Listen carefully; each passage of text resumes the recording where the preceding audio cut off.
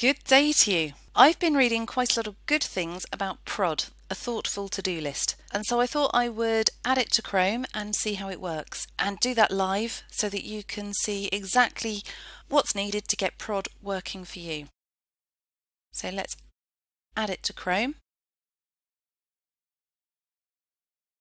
What Prod will do is every tab that you open will be a Prod tab. This pop-up is just asking if you want that to happen, if you want to keep the changes or if you want to restore to your original settings, which may have been that you open a tab and Google search bar is what pops up.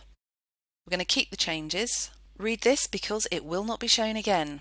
Okay, so Prod blocks websites that you waste time on and unblocks them once you've finished your to-dos. That's the basic premise of Prod, but it has other ways of gently nudging you to be productive. Every aspect of Prod is designed to make productivity easy and time-wasting hard.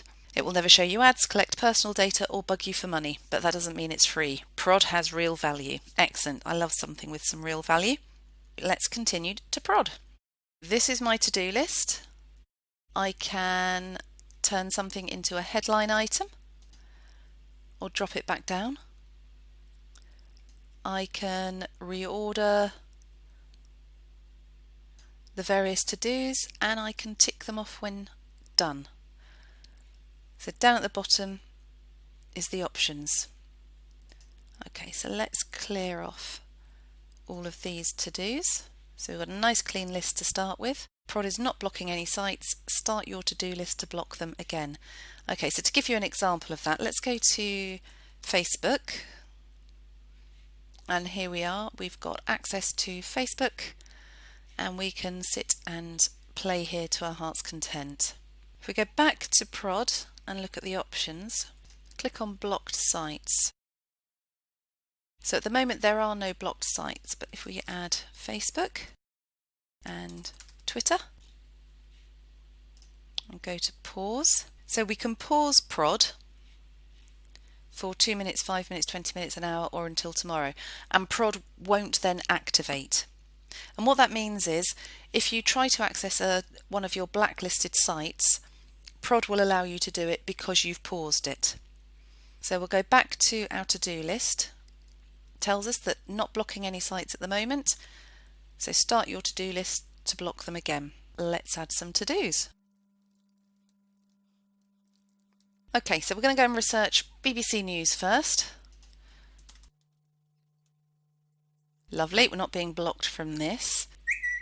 However, one of the things we need to be researching for this is fake news. Well, we've got to go to Facebook for fake news, so let's head over. No, Prod won't let me. Tell you what, Twitter sometimes has some fake news. No, not allowed to access that either. Oh man. Okay, so how do we get around this? You can either complete your to-do list and then you won't be blocked anymore, or we can go down to options and click pause. Once we've clicked pause, we should be able to access Facebook and Twitter again. No. Okay, what did I miss? Options, pause. Pause for 2 minutes. Let's try that. Site blocking is paused for 2 minutes. Okay. There we go. Lovely. We're back in. And if you want to reinstate the site blocking, then go back to my to-do list and add a to-do to start site blocking again. That feels a bit counterintuitive, that you've got to add another to-do. There must be a better way around that. I shall investigate.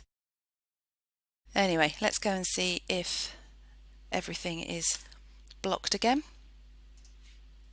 Yes, it is.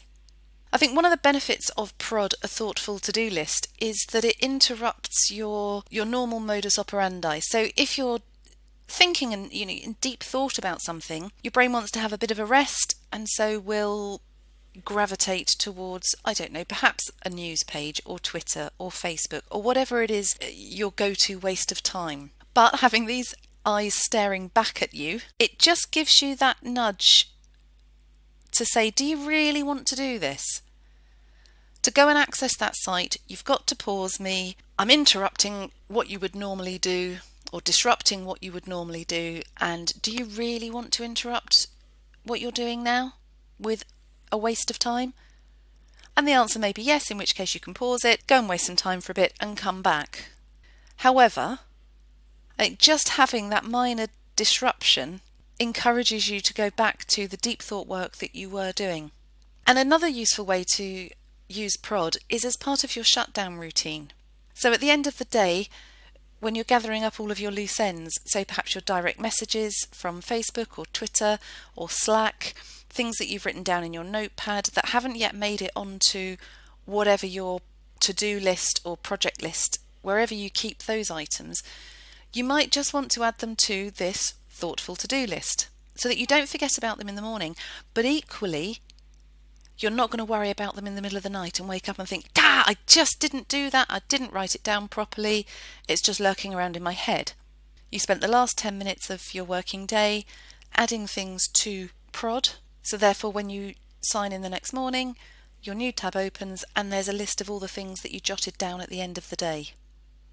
And you can then choose to assign those items to whatever your method of capture is, whether it's Trello, Asana, Todoist, your diary, it doesn't matter. But you went round and tidied up your brain and all the other bits and pieces where you've been collecting information throughout the day.